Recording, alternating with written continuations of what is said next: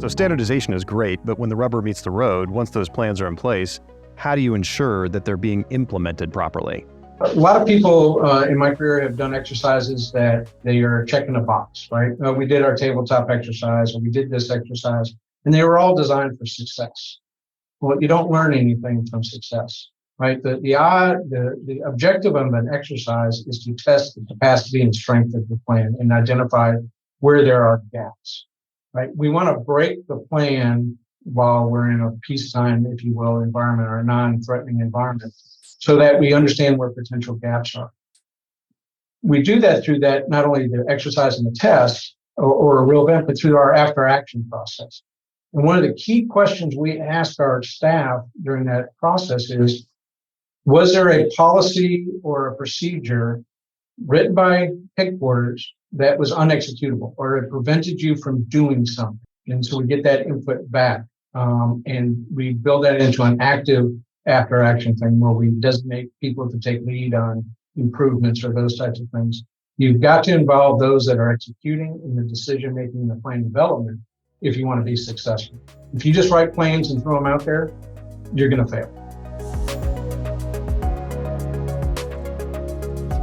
Is there an example of an eye-opener that you received after getting something back from a real test in the field that you said, wow, we didn't expect that to happen? Yeah, communication. We do a lot of transmitting. We've sent emails. We posted in the newsletter. We put it on the employee bulletin board. Well, was it received? Was it understood?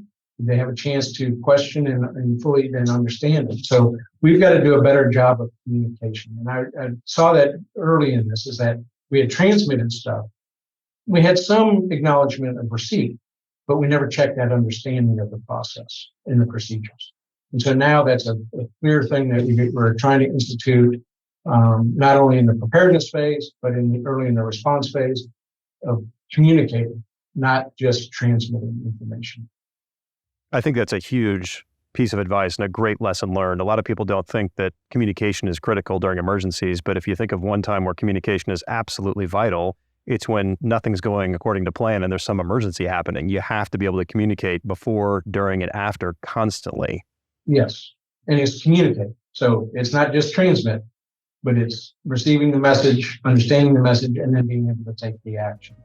Yeah, very much two-way. Yeah.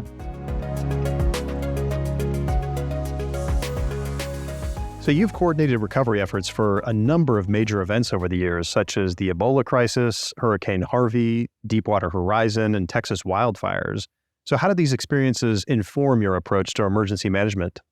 There are some common themes that are out there.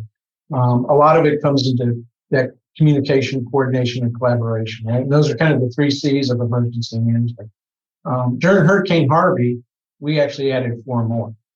Right. And so we followed the 7 C's for Hurricane Harvey. And we thought that the reason was we need to get some things to happen. So it was communicate, coordinate, and collaborate. It's kind of the standard 3 that you do as a federal agency supporting a state.